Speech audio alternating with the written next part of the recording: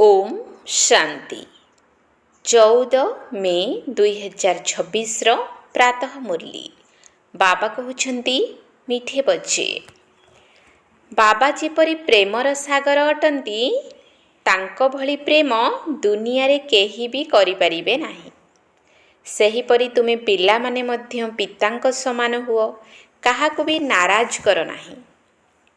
बाबा जेपरी Premiere सागर अटंती तांको भली प्रेम दुनिया रे केही भी करि परिबे नाही। सेहीपरि तुमे पिला माने मध्य पितांको समान हुओ, काहाकु भी नाराज कर नाही। प्रश्न केउ प्रकारर विचार चालुथिले खुशीर निशा सदा सर्वदा चढ़ी रहिथिबो। केउ प्रकारर विचार चालुथिले खुशीर निशा सदा सर्वदा चढ़ी रहिथिबो। उत्तर वर्तमान आमे ज्ञान रत्न द्वारा निजर झूला भरपूर करूछु। एहा परे एही सबु खणी गुड़िक मध्य भरपूर होई जिवो। सत्य जुगरे आमे सुनार महल तियारी करिबु। 2 आमर एही ब्राह्मण कुल सबुठारु उत्तम कुल अटे। आमे सच्चा सच्चा सत्य नारायणकर कथा बा अमर कथा शुणुछु एवं अन्य मानकु शुणाउछु। एही भली चिंतन चालुथिले खुशीर निशा चढ़ी रहिबो। ओम शांति पिला माने बाबांकर स्मृति रे बसिछंती। एहा ही श्रीमत अर्थात श्रेष्ठरु श्रेष्ठ मत मिलुछि। स्मृतिर यात्रा बहुत सुखदायी अटे। पिला माने पुरुषार्थर क्रमानुसार जानिछंती जे बाबांकु जेते मने पकाइबा बाबा सेते प्रेममय अनुभव हेबे। बाबा साकारिन सदृश अटंती ना, एकमात्र बाबा ही स्नेह करुछंती, बाकी तो समस्ते तिरस्कार करुछंती। सारा दुनिया रे जणे अन्य जनक हृदयरु दूरेइबारे लागिछंती। बाबा स्नेह करुछंती, तांको केवल तुमे संतान माने ही जानिछ। बाबा कहुछंती मु जेमिति जेपरि अटे केते बड़ अटे, तांको कुह तुमर बाबा केते बड़ अटंती। तेबे कहिथांती बाबा बिंदु सदृश अटंती। एकथा आउ केही तो जानि नाहंती। पिला माने मध्य घड़ी घड़ी भूली जाउछंती। कहिथांती जे भक्ति मार्ग रे तो बड़ बड़ चित्रर पूजा करुथिलु, एबे बिंदु को किपरि मने पकाइबु। बिंदु बिंदु को ही मने पकाइबो ना। आत्मा जानिछि जे आमे बिंदु अटु। आमर बाबा मध्य ही परि अटंती।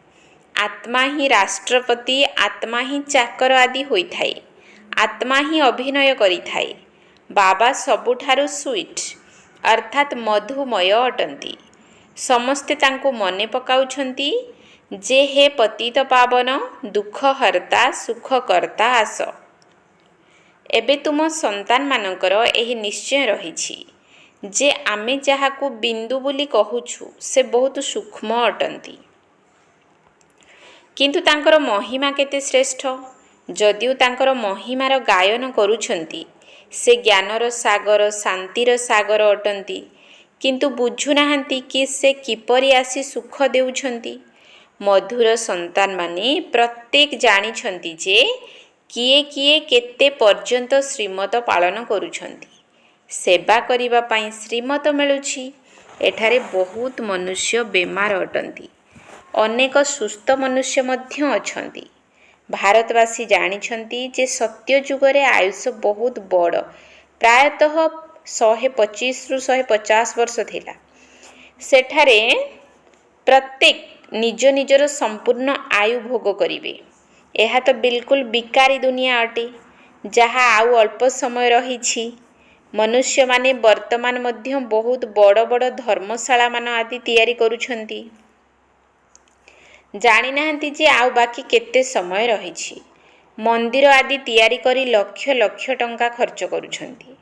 सेगुड़िक आयुष आउ केते समय थिबो। तुमे जानिछ जे एसबु तो बहुत कम समय मध्यरे नष्ट होई जिवो। बाबा तुमको घर आदि तैयारी करिबा पई केबे हेले मना करू नाहंती। तुमे निज घरे गोटिए बखरारे डाक्तरखाना सहित विश्वविद्यालय तैयारी कर। ଏହି ଜ୍ଞାନ ଦ୍ୱାରା ବିନା ଖର୍ଚ୍ଚରେ ସ୍ୱାସ୍ଥ୍ୟ, ସମ୍ପତ୍ତି, ଖୁସି 21 ଜନ୍ମ ପାଇଁ ନେବାକୁ ହେବ। ଏକଥା ମଧ୍ୟ ବୁଝାଇଛନ୍ତି ଯେ ତୁମକୁ ବହୁତ ସୁଖ ମିଳୁଛି। ଯେତେବେଳେ ତମୋ ପ୍ରଧାନ ହେଲେ ସେତେବେଳେ ଅଧିକ ଦୁଃଖ ଭୋଗ କଲେ। ଯେତେ ଅଧିକ ତମୋ ପ୍ରଧାନ ହୋଇ ଚାଲିବେ ଦୁନିଆରେ ସେତେ ଦୁଃଖ ଅଶାନ୍ତି ବଢ଼ି ଚାଲିବ। ମନୁଷ୍ୟମାନେ ବହୁତ ଦୁଃଖୀ ହୋଇଯିବେ। ଏହା ପରେ ହିଁ ଜୟ ଜୟକାର ହେବ। ତୁମେ ସନ୍ତାନମାନେ ଦିବ୍ୟ ଦୃଷ୍ଟି ଦ୍ୱାରା ଯେଉଁ ବିନାଶ ଦେଖିଛ ତାହା ପୁଣି ବାସ୍ତବରେ ଦେଖିବ। ଅନେକ ସନ୍ତାନମାନେ ମଧ୍ୟ ସ୍ଥାପନାର ସାକ୍ଷାତକାର କରିଛନ୍ତି। ଛୋଟ ଛୋଟ କନ୍ୟାମାନେ ବହୁତ ସାକ୍ଷାତକାର କରୁଥିଲେ। ତାଙ୍କର କିଛି ହେଲେ ଜ୍ଞାନ ନଥିଲା। ପୁରୁଣା ଦୁନିଆର ବିନାଶ ମଧ୍ୟ ନିଶ୍ଚିତ ହେବ।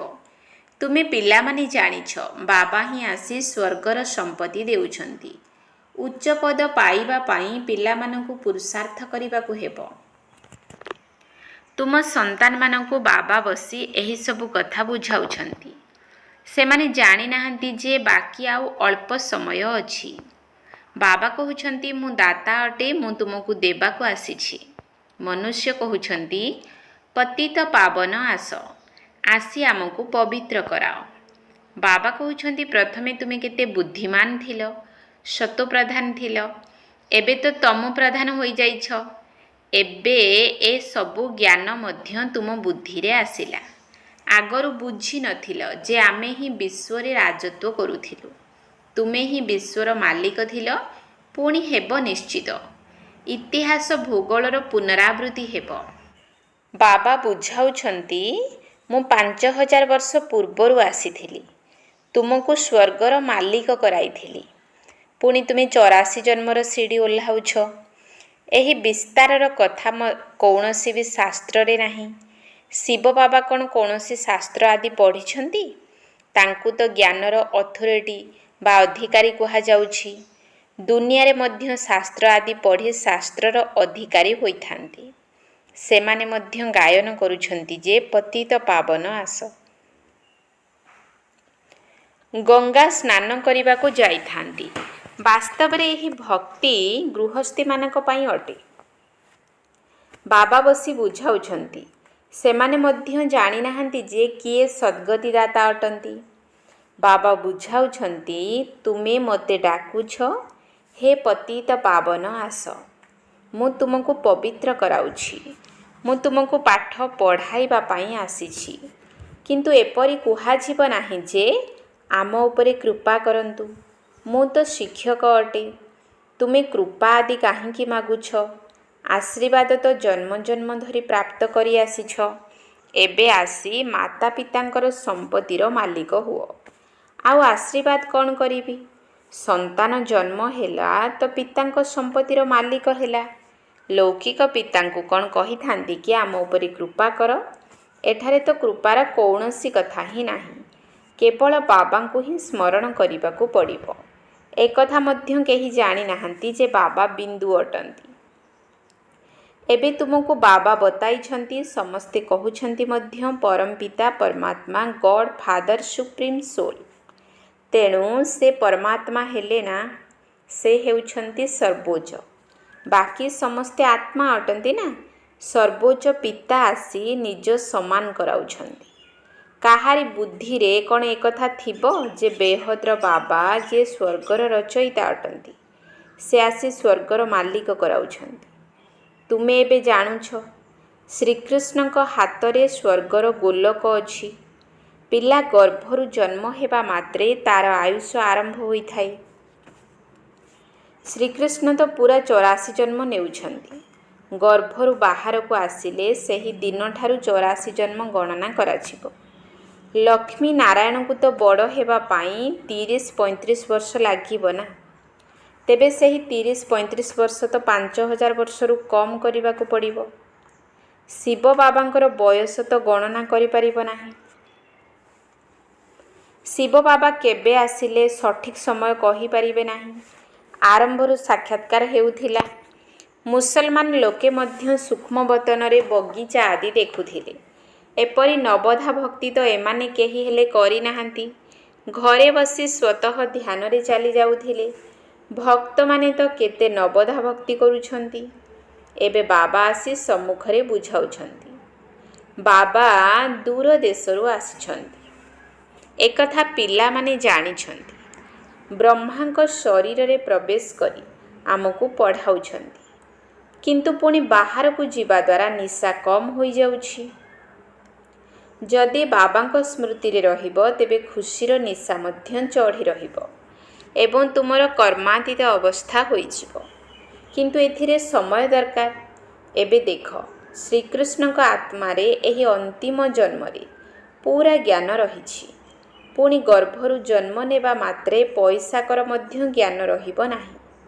ବାବା ଆସି ବୁଝାଉଛନ୍ତି, ଶ୍ରୀକୃଷ୍ଣ କୌଣସି ମୁରଲି ବଜାଇ ନଥିଲେ। ସେ ତ ଜ୍ଞାନ ହିଁ ଜାଣିନାହାନ୍ତି। ଲକ୍ଷ୍ମୀ ନାରାୟଣ ମଧ୍ୟ ଏହି ଜ୍ଞାନକୁ ଜାଣିନାହାନ୍ତି। ତେବେ ଋଷି, ମୁନି, ସନ୍ନ୍ୟାସୀ ଆଦି କିପରି ଜାଣିବେ? ବିଶ୍ୱର ମାଲିକ ଲକ୍ଷ୍ମୀ ନାରାୟଣ ତ ଜାଣିନାହାନ୍ତି। ତେବେ ପୁଣି ଏହି ସନ୍ନ୍ୟାସୀମାନେ କିପରି ଜାଣିବେ? କହୁଛନ୍ତି ଶ୍ରୀକୃଷ୍ଣ ସାଗରରେ ଅଶ୍ୱତ୍ଥ ପତ୍ରରେ ଆସିଥିଲେ, ଏପରି କରିଥିଲେ। ଏହିସବୁ କାହାଣୀ ବସି ଲେଖିଦେଇଛନ୍ତି। ଗଙ୍ଗା ନଦୀରେ ପାଦ ରଖିବା ମାତ୍ରେ ଗଙ୍ଗା ପାତାଳଗାମୀ ହୋଇଗଲା। ବିଚାର କର ମନୁଷ୍ୟ କିପରି କାହାଣୀ ସବୁ କହୁଛନ୍ତି। ଏବେ ବାବା ବୁଝାଉଛନ୍ତି, କୌଣସି ବି ଓଲଟା ସିଧା କଥାରେ କେବେ ହେଲେ ବିଶ୍ୱାସ କର ନାହିଁ। ମନୁଷ୍ୟ କେତେ ଶାସ୍ତ୍ର ଆଦି ପଢ଼ୁଛନ୍ତି। ବାବା କହୁଛନ୍ତି, ଯାହା କିଛି ପଢ଼ିଛ ସେସବୁ ଭୁଲିଯାଅ। ଏହି ଦେହକୁ ମଧ୍ୟ ଭୁଲିଯାଅ। ଆତ୍ମା ହିଁ ଗୋଟିଏ ଶରୀର ଛାଡ଼ି ଭିନ୍ନ ଭିନ୍ନ ପ୍ରକାରର ନାମ, ରୂପ ଏବଂ ଶରୀର ଧାରଣ କରି ଅଭିନୟ କରିଥାଏ। ଏବେ ବାବା କହୁଛନ୍ତି, ଏହା ବିକାରୀ ଛି ଛି ବସ୍ତ୍ର ଅଟେ। ଆତ୍ମା ଏବଂ ଶରୀର ଉଭୟ ପତିତ ଅଟେ। ଆତ୍ମାକୁ ହିଁ ଶ୍ୟାମ ଏବଂ ସୁନ୍ଦର କୁହାଯାଉଛି। ଆତ୍ମା ପବିତ୍ର ଥିବା ସମୟରେ ସୁନ୍ଦର ଥିଲା, ପୁଣି କାମଚିତାରେ ବସିବା ଦ୍ୱାରା କଳା ହୋଇଯାଇଛି। ଏବେ ପୁଣି ବାବା ଜ୍ଞାନ ଚିତାରେ ବସାଉଛନ୍ତି। ପତିତ ପାବନ ବାବା କହୁଛନ୍ତି, ମୋତେ ସ୍ମରଣ କର, ତେବେ ଏହି ବିକାର ରୂପୀ ଖାଦ ହିଁ ବାହାରିଯିବ। ଆତ୍ମାରେ ହିଁ ଖାଦ ପଡ଼ିଥାଏ। କଳିଯୁଗ ଅନ୍ତରେ ତୁମେ ଗରିବ ହୋଇଯାଇଛ, ପୁଣି ସତ୍ୟ ଯୁଗରେ ତୁମେ ସୁନାର ମହଲ ତିଆରି କରିବ। ଆଶ୍ଚର୍ଯ୍ୟର କଥା ଅଟେ। ଏଠାରେ ହୀରାର ଦେଖ କେତେ ମୂଲ୍ୟ ରହିଛି। ସେଠାରେ ତ ହୀରା ପଥର ସଦୃଶ ହେବ। ଏବେ ତୁମେ ବାବାଙ୍କ ଠାରୁ ଜ୍ଞାନ ରତ୍ନରେ ଝୁଲା ଭରପୁର କରୁଛ। ଲେଖାଯାଇଛି, ସାଗରରୁ ରତ୍ନର ଥାଳି ଭରି କରି ନେଇ ଆସୁଥିଲେ। ସାଗରରୁ ଯେତେ ଚାହିଁବ ସେତେ ରତ୍ନ ନେଇପାରିବ। ସତ୍ୟ ଯୁଗରେ ଖଣି ସବୁ ଭରପୁର ହୋଇଯିବ। ତୁମେ ସାକ୍ଷାତକାର ମଧ୍ୟ କରିଛ। ମାୟା ମଚ୍ଛନ୍ଦର ମଧ୍ୟ ଖେଳ ଦେଖାଇଥାନ୍ତି। ସେ ଦେଖିଲେ ଯେ ସୁନାର ଇଟା ପଡ଼ିଛି, ନେଇ ଆସିଲେ। ତଳକୁ ଆସିଲେ ତ କିଛି ହେଲେ ନଥିଲା। ସତ୍ୟ ଯୁଗରେ ତ ସୁନାର ଇଟାରେ ମହଲ ତିଆରି କରିବ। ଏପରି ଏପରି ଖିଆଲ ଆସିବା ଦରକାର। ତେବେ ଖୁସିର ନିଶା ଚଢ଼ିବ। ସମସ୍ତଙ୍କୁ ବାବାଙ୍କର ପରିଚୟ ଦେବାକୁ ହେବ। ଶିବ ବାବା 5000 ବର୍ଷ ପୂର୍ବରୁ ମଧ୍ୟ ଆସିଥିଲେ। ଏକଥା କେହି ହେଲେ ଜାଣିନାହାନ୍ତି। ତୁମେ ଜାଣିଛ ଯେ 5000 ବର୍ଷ ପୂର୍ବରୁ ଆସି ତୁମକୁ ରାଜଯୋଗ ଶିଖାଇଥିଲେ। କଳ୍ପ କଳ୍ପ ତୁମକୁ ହିଁ ଶିଖାଇବେ। ଯେଉଁମାନେ ଆସି ବ୍ରାହ୍ମଣ ହେବେ, ସେହିମାନେ ପୁଣି ଦେବତା ହେବେ।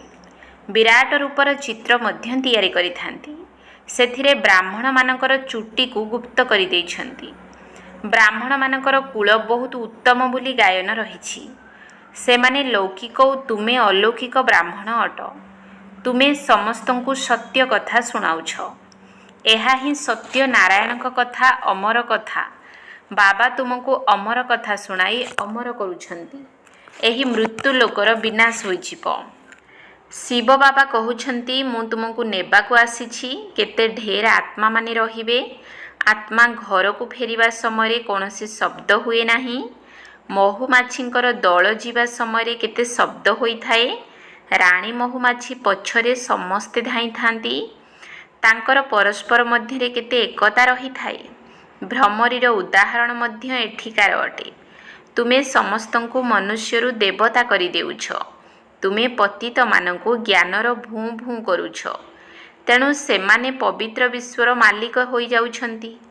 ତୁମର ହେଉଛି ପ୍ରବୃତ୍ତି ମାର୍ଗ। ସେଥିରେ ମଧ୍ୟ ଅଧିକାଂଶ ମାତାମାନେ ରହିଛନ୍ତି। ସେଥିପାଇଁ ବନ୍ଦେ ମାତରମ୍ କୁହାଯାଉଛି। ସିଏ ହିଁ ବ୍ରହ୍ମା କୁମାରୀ ଯିଏ ବାବାଙ୍କ ଦ୍ୱାରା 21 ଜନ୍ମର ସମ୍ପତ୍ତି ସମସ୍ତଙ୍କୁ ଦେଇଥାନ୍ତି। ବାପ୍ ଦାଦା ସମସ୍ତଙ୍କୁ ସୁଖର ସମ୍ପତ୍ତି ଦେଉଛନ୍ତି। ଯେଉଁମାନେ ସେବା କରିବେ, ପଢ଼ିବେ, ଲେଖିବେ ସେମାନେ ନବାବ ହେବେ। ରାଜା ହେବା ଭଲ ନା ଚାକର ହେବା ଭଲ? ଶେଷ ସମୟରେ ତୁମେ ସବୁ କଥା ଜାଣିପାରିବ ଯେ ଆମେ କେଉଁ ପଦ ପାଇବୁ। ତାପରେ ପୁଣି ପଶ୍ଚାତାପ କରିବ ଆମେ ଶ୍ରୀମତରେ କାହିଁକି ନ ଚାଲିଲୁ। ବାବା କହୁଛନ୍ତି ପୂର୍ଣ୍ଣ ରୂପେ ଅନୁସରଣ କର। ଏପରି ମଧ୍ୟ ନୁହେଁ ଯେ ସେଣ୍ଟର କରିବା ପାଇଁ କେହି କେହି ଗୋଟିଏ ଘର ଦେଇ ଦେଉଛନ୍ତି କିନ୍ତୁ ନିଜେ ମାଂସ ଆଦି ଖାଇ ଚାଲିଥାନ୍ତି। ତେବେ ସେମାନେ ପୁଣ୍ୟ ଆତ୍ମା, ଇଏ ହେଲେ ପାପ ଆତ୍ମା। ତେବେ ପୁଣି ଆଶ୍ରମ ହିଁ ରହିବ ନାହିଁ। ଘରେ ସ୍ୱର୍ଗ ତିଆରି କରୁଛନ୍ତି ତ ନିଜେ ବି ସ୍ୱର୍ଗରେ ରହିବା ଦରକାର ନା। କେବଳ ଆଶୀର୍ବାଦରେ ରହିଯାଅ ନାହିଁ, ବାବାଙ୍କୁ ମନେ ପକାଇବାକୁ ହେବ। ବାବା ପବିତ୍ର କରାଇ ପୁଣି ସାଥିରେ ନେଇଯିବେ। ତୁମେ ତ ବହୁତ ଖୁସି ହେବା ଦରକାର। କେତେ ଶ୍ରେଷ୍ଠ ଲଟେରୀ ମିଳୁଛି। ବାବାଙ୍କୁ ଯେତେ ସ୍ମରଣ କରିବ ସେତେ ବିକର୍ମ ବିନାଶ ହେବ। ବାବାଙ୍କ ପରି ସ୍ନେହ ଦୁନିଆରେ ଆଉ କେହି ଦେଇପାରିବେ ନାହିଁ। ସେଥିପାଇଁ ତାଙ୍କୁ ସ୍ନେହର ସାଗର ବୋଲି କୁହାଯାଉଛି। ତୁମେ ମଧ୍ୟ ସେହିପରି ହୁଅ। ଯଦି କାହାକୁ ଦୁଃଖ ଦେଲ, ନାରାଜ କଲ, ତେବେ ନିଜେ ହିଁ ନାରାଜ ହୋଇ ମରିବ। ବାବା ଏପରି କିଛି ଅଭିଶାପ ଦେଉନାହାନ୍ତି, ବୁଝାଉଛନ୍ତି। ସମସ୍ତଙ୍କୁ ସୁଖ ଦିଅ ତ ସୁଖୀ ହେବ। ସମସ୍ତଙ୍କୁ ସ୍ନେହ କର। ବାବା ମଧ୍ୟ ସ୍ନେହର ସାଗର ଅଟନ୍ତି ନା। ଆଚ୍ଛା, ମିଠା ମିଠା ଶିକିଲ ଦିଏ ସନ୍ତାନମାନଙ୍କ ପ୍ରତି। ମାତା ପିତା ବାପ୍ ଦାଦାଙ୍କର ମଧୁର ସ୍ନେହ ସମ୍ପନ୍ନ ଶୁଭେଚ୍ଛା ଏବଂ ସୁପ୍ରଭାତ। ଆତ୍ମିକ ପିତାଙ୍କର ଆତ୍ମିକ ସନ୍ତାନମାନଙ୍କୁ ନମସ୍ତେ। ଆତ୍ମିକ ସନ୍ତାନମାନଙ୍କର ଆତ୍ମିକ ବାପ୍ ଦାଦାଙ୍କୁ ନମସ୍ତେ ନମସ୍ତେ ନମସ୍ତେ। ସୁପ୍ରଭାତ। ଧାରଣା ପାଇଁ ମୁଖ୍ୟ ସାର। 1 ନମ୍ବର ପଏଣ୍ଟ। କୌଣସି ବି ଓଲଟା ସିଧା କଥା ଉପରେ ବିଶ୍ୱାସ କରିବାର ନାହିଁ। ଯାହା କିଛି ବି ଓଲଟା ପାଠ ଅର୍ଥାତ୍ ଓଲଟା ଜ୍ଞାନ ଶୁଣିଛ, ସେସବୁକୁ ଭୁଲି ଅଶରୀରୀ ହେବାର ଅଭ୍ୟାସ କରିବାକୁ ହେବ। କୌଣସି ବି ଓଲଟା ସିଧା କଥା ଉପରେ ବିଶ୍ୱାସ କରିବାର ନାହିଁ। ଯାହା କିଛି ବି ଓଲଟା ପାଠ ଅର୍ଥାତ୍ ଓଲଟା ଜ୍ଞାନ ଶୁଣିଛ, ସେସବୁକୁ ଭୁଲି ଅଶରୀରୀ ହେବାର ଅଭ୍ୟାସ କରିବାକୁ ହେବ। 2 ନମ୍ବର ପଏଣ୍ଟ। କେବଳ ଆଶୀର୍ବାଦ ଆଧାରରେ ଚାଲିବାର ନାହିଁ, ନିଜକୁ ପବିତ୍ର ମଧ୍ୟ କରିବାକୁ ହେବ। ପ୍ରତ୍ୟେକ ପାଦରେ ବାବାଙ୍କୁ ଅନୁସରଣ କରିବାକୁ ହେବ। କାହାକୁ ବି ଦୁଃଖ ଦେବାର ନାହିଁ, କାହାକୁ ନାରାଜ କରିବାର ନାହିଁ। କେବଳ ଆଶୀର୍ବାଦ ଆଧାରରେ ଚାଲିବାର ନାହିଁ, ନିଜକୁ ପବିତ୍ର ମଧ୍ୟ କରିବାକୁ ହେବ। ପ୍ରତ୍ୟେକ ପାଦରେ ବାବାଙ୍କୁ ଅନୁସରଣ କରିବାକୁ ହେବ। କାହାକୁ ବି ଦୁଃଖ ଦେବାର ନାହିଁ, କାହାକୁ ନାରାଜ କରିବାର ନାହିଁ। ବରଦାନ। ସଚ୍ଚା ଲଗନ ଆଧାରରେ ଅନ୍ୟ ସଙ୍ଗଗୁଡ଼ିକୁ ଛାଡ଼ି ଜଣଙ୍କ ସଙ୍ଗରେ ଯୋଡ଼ି ହେଉଥିବା ସମ୍ପୂର୍ଣ୍ଣ ବିଶ୍ୱସ୍ତ ଭବ। ସଚ୍ଚା ଲଗନର ଆଧାରରେ ଅନ୍ୟ ସଙ୍ଗଗୁଡ଼ିକୁ ଛାଡ଼ି ଜଣଙ୍କ ସଙ୍ଗରେ ଯୋଡ଼ି ହେଉଥିବା ସମ୍ପୂର୍ଣ୍ଣ ବିଶ୍ୱସ୍ତ ଭବ। ସମ୍ପୂର୍ଣ୍ଣ ବିଶ୍ୱସ୍ତ ସେମାନଙ୍କୁ କୁହାଯିବ ଯେଉଁମାନଙ୍କର ସଂକଳ୍ପରେ ବା ସ୍ୱପ୍ନରେ ମଧ୍ୟ ବାବାଙ୍କର କର୍ତ୍ତବ୍ୟ, ବାବାଙ୍କର ମହିମା, ବାବାଙ୍କର ଜ୍ଞାନ ବ୍ୟତୀତ ଅନ୍ୟ କିଛି ବି ଦେଖାଯାଉନଥିବ। ଏକମାତ୍ର ବାବା, ଅନ୍ୟ କେହି ନୁହେଁ। ବୁଦ୍ଧିର ଲଗନ ଯଦି ସର୍ବଦା ଜଣଙ୍କ ସହିତ ଲାଗି ରହିଥିବ, ତେବେ ଅନେକ ସଙ୍ଗର ରଙ୍ଗ ଲାଗିପାରିବ ନାହିଁ। ସେଥିପାଇଁ ତୁମମାନଙ୍କର ପ୍ରତିଜ୍ଞା ହେଲା ଅନ୍ୟ ସବୁ ସଙ୍ଗକୁ ଛାଡ଼ି ଜଣଙ୍କ ସଙ୍ଗରେ ଯୋଡ଼ି ହେବୁ। ତେବେ ଏହି ପ୍ରତିଜ୍ଞାକୁ ପାଳନ କରିବା ଅର୍ଥ ସମ୍ପୂର୍ଣ୍ଣ ବିଶ୍ୱସ୍ତ ହେବା। ସ୍ଲୋଗାନ। ସତ୍ୟତା ରୂପୀ ସ୍ୱସ୍ଥିତି ପରିସ୍ଥିତିଗୁଡ଼ିକ ଭିତରେ ମଧ୍ୟ ସମ୍ପୂର୍ଣ୍ଣ କରିଦେବ। ସତ୍ୟତା ରୂପୀ ସ୍ୱସ୍ଥିତି ପରିସ୍ଥିତିଗୁଡ଼ିକ ଭିତରେ ମଧ୍ୟ ସମ୍ପୂର୍ଣ୍ଣ କରିଦେବ। ଅବ୍ୟକ୍ତ ଇସାରା। ସର୍ବଦା ଅଚଳ, ଅଟଳ ଏବଂ ଏକରସ ସ୍ଥିତିର ଅନୁଭବ କର। ଆମେ ଉଚ୍ଚରୁ ଉଚ୍ଚ ପିତାଙ୍କର ସନ୍ତାନ। ଏହି କଥା ସ୍ମୃତିରେ ରହିବା ଦ୍ୱାରା ଅବସ୍ଥା ଏକରସ ରହିଥାଏ। ଯେତେବେଳେ ଜଣଙ୍କ ସହିତ ସମ୍ବନ୍ଧ ରହିଥାଏ, ସେତେବେଳେ ତୁମର ଅବସ୍ଥା ମଧ୍ୟ ଏକରସ ଅର୍ଥାତ୍ ସ୍ଥିର ରହିଥାଏ। ଯଦି ଅନ୍ୟ କେଉଁଠାକୁ ବି ସମ୍ବନ୍ଧରେ ଆକର୍ଷଣ ଯାଉଛି, ତେବେ ଏକରସ ଅବସ୍ଥା ରହିପାରିବ ନାହିଁ। ତେଣୁ ଏକରସ ଅବସ୍ଥା ନିର୍ମାଣ କରିବା ପାଇଁ ଜଣକ ବ୍ୟତୀତ ଅନ୍ୟ କିଛି ବି ଦେଖୁଥିଲେ ମଧ୍ୟ ଦେଖ ନାହିଁ। ଓମ୍ ଶାନ୍ତି।